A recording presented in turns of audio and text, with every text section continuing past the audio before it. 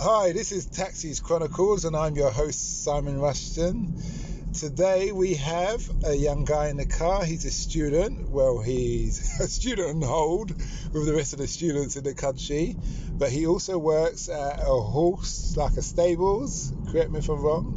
His name is Cyrus, and he's telling me, and he started to tell me about the effects of the wildlife. I'm not sure if horses are classed as wildlife, and or the animals, and this coronavirus. So happy to have you here today, Cyrus.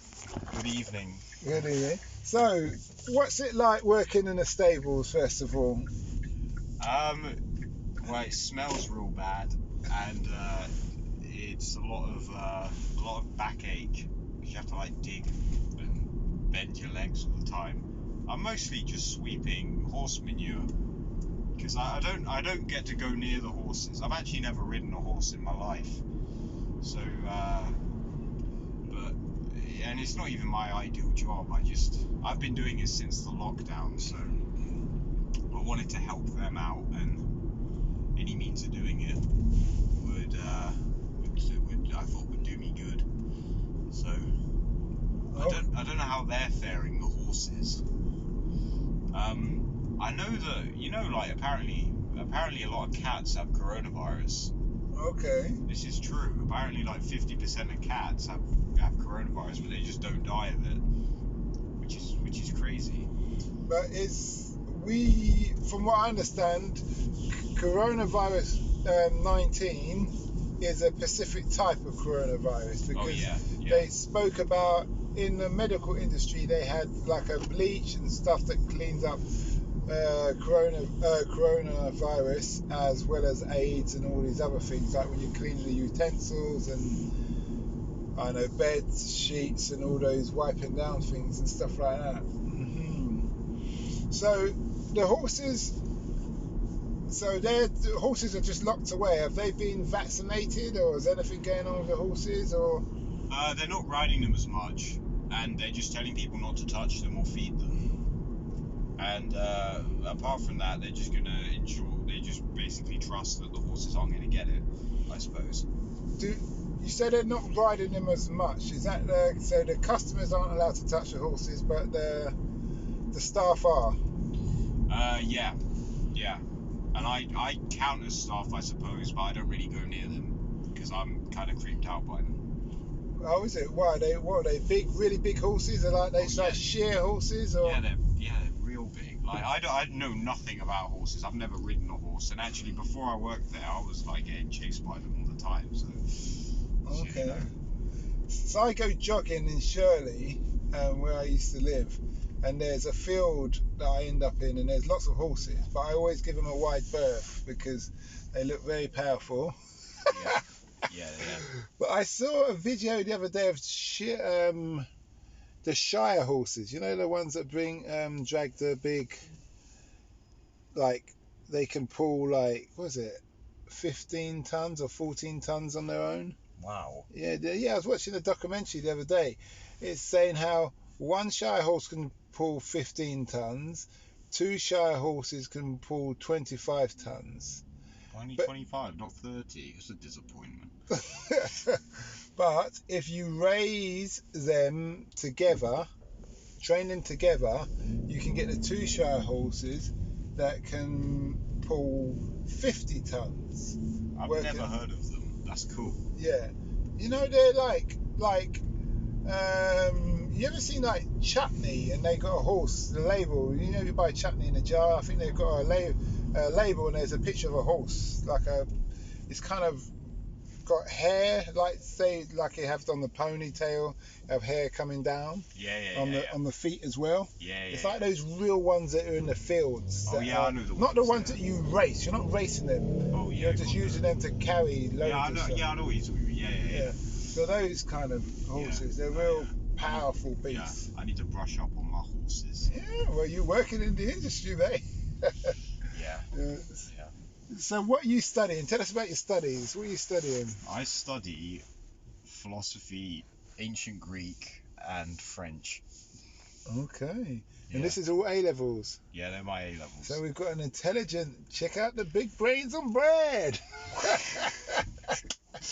Classic Samuel Jackson scene. Yes. Check out the big brain on bread. Yeah. Tasty burgers.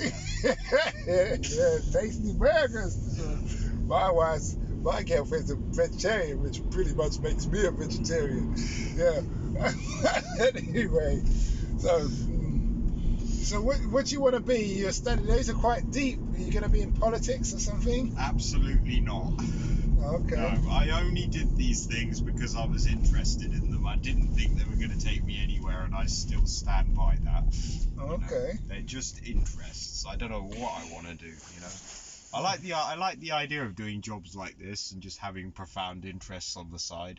I think when people let like interests in things take and they think that they're going to lead them to like loads of money and stuff, I think it's a mistake. It ruins the interest, in my opinion.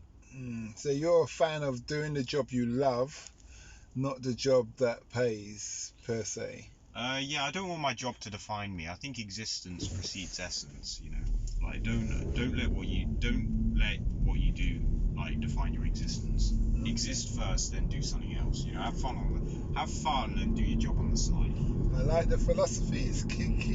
All those courses are not being wasted. Okay. Perhaps not. Yeah. I mean, this is just what I've been doing in the past like month. I've like expanded my philosophy into other things. Like the philosophy we do at school, you would just think, what's this guy doing? Like playing that. Like if he put that up, I'll keep that out. Like that's like, is anything real? I won't go into that. But, okay. Yeah. So who's your favourite philosopher? Who's my favourite philosopher? I don't know, they're all pretty weird. Like, they're all against each other. It's such a battleground. I like Heraclitus. He's an ancient philosopher. Good and evil are the same thing. The learning of many things does not teach understanding. The way up and the way down are the same way. Stuff like that, I like that. Okay, do you want to elaborate on that for the listeners? Because you got me thinking. I'm thinking good and evil. Because good, I would say this, and you can correct me if I'm wrong. So obviously you're the expert here. It's like a mother. A mother can show so much love to a child that it corrupts the child. In the sense that the child can never do it. She's never held accountable for its actions. Do you understand? But then evil, you could have a bad parent who makes the child tough in the way that they will show ultimate love to their child based on their negative experience. So that's what comes to mind in the sense of good and evil is the same thing. I think what he means, that's interesting what you say. I think he means it in the sense that almost like what's good to some people is bad for others. Almost. He compares it in the same way that for us, water, we can't drink seawater, but for a lot of other animals, they can. In the same way, good and evil is just purely relative on the person, I suppose. What animals drink seawater? Don't tell me fishes. Man said that, and I just thought, like, what's he playing at? No animals. Not from my knowledge. I don't know. That's something we have to Google. He must have thought, like, he must have thought they drink seawater. He probably just assumed. But, let's not ruin his philosophy on that. Well, you do get natural springs bursting seawater. So and how you can tell the difference, if I'm a diver and a snorkeler, so you can see the difference in salty water and fresh water when they meet. Do you understand? So there's this place in the world somewhere, I saw it on one of the David Attenborough shows and documentaries, and there's a freshwater lake within the sea. Oh, I think I know that. Do you see what I mean? Yeah. Yeah. So ideally, you could go down there and siphon that water. Obviously, it's coming from somewhere. It's been filtered through the natural process of the earth and things like that. But I'm thinking about the up and down. The up and down, to me, that's like you. Whether you go up or you're going down, you're still going to kind of end up at the same point. I don't know, maybe I'm just guessing. What did he mean by that? Oh, he just means what, Eric Lighters? Yeah. He just means that everyone's like, nothing's fixed, you know. Everything comes from the same thing. And you know, it's basically what we make of it. It's whatever we make of it. Okay. Yeah. That makes sense. Yeah. So, this is a 2-year A-level course you're doing. And it's 3 of them or 4 of them. 3 of them. Yeah. Yeah. Although not anymore, because they just said sod that when coronavirus came. So. Yeah, but they may have said sod that, but whether you paid money to do the course or not, when everything clears up, whether it's in September, May, or next year or whenever, you'll go back on the course, I assume. Oh no, I'm leaving. This is my last year of school, so they're just judging me on what I've done so far, you know. Oh, you're in school? I thought you was in college. Nah. Okay. Well, they're kind of the same thing, but you know, I'm 18, so. Oh yeah, okay. Yeah, for the record, he's 18. So Uber, I'm not taking an illegal person. You need to be 18 to be in a taxi on your own and for Uber. Yeah. Is that true? Yeah. Really? It is. Because it's Uber's way of removing the responsibility of, something happened and my child's a minor. Yeah. Well, our policy is not to take minors. So if you read when you sign up, it's probably something like you agree to the contract that you're over 18, etc. Minors will not travel alone, all these kind of things, blah blah blah, and stuff like that, really. But still. So you're in the stables and you're doing your philosophy. Have you got any other good quotes? Sci-fi. I love history. You love history? Yeah, I love history. I've been to the city of Troy, the original one. Oh yeah. I've been to the Blue Mosque. I've been to many of that Greece where the library was that got knocked down. There's only one pillar standing there. You've been to Afghanistan? That's got a lot of history. Yeah, but we didn't really get to see it as much. Yeah. We were kind of preoccupied with other things. Yeah. Well, if you were flying over, you must have seen lovely countryside. Yeah. I'll tell you one thing. Yeah. I've been to 54 countries. Yeah. That's real big. You've been to Iraq too? No, I haven't been to Iraq yet. But I would argue that even though Afghanistan is land-bound, for the land-bound countries on the planet, it's probably one of the most beautiful countries on the planet. Absolutely. I've seen the mountains. You've got these salt plains. I was swimming in the water. There was gold dust in the water. There's oil. There's natural oil that's pumped out of the ground. There's gems. There's so much resources, so much going on.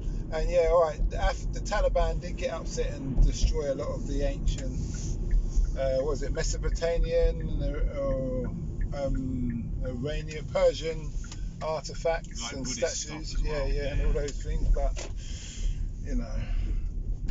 it's sad. It's not a good thing. But then we can look at the Europeans and say they blew the shit out of places in the war. So it works many ways in that respect. But anyway, it's been great talking to you. We've totally deviated from the talk of the horse. It's more about philosophy. Yes. I wish you well in your future studies and finding yourself. Yes. I believe that is very good, but is also seen as a statement of the privilege to find yourself. But in saying that, I do believe everyone should try and find themselves before they really commit to anything. But then I suppose in finding yourself you have to commit to things and to try them. I did it myself when I did loads and loads of different agency jobs, and that was a very quick way of finding out what I like, what I don't like, and the environment. I'm an outdoor person, I'm a people person, and I don't want to be cold and wet. But anyway, thanks again, Cyrus, and I wish you well. over to listeners, please like and subscribe. Feel free to leave a review, either email me or leave it on the YouTube or whatever platform you're listening to. And also, you can listen to our sister podcast, which is Africa Investing Stories. Even if you don't want to invest in Africa, there's many a humorous story you can listen to about what it's like to do business or live in Africa. Alternative to the CNN, the BBC and the Fox News stereotypical point of view. Anyway, have a nice day and bye.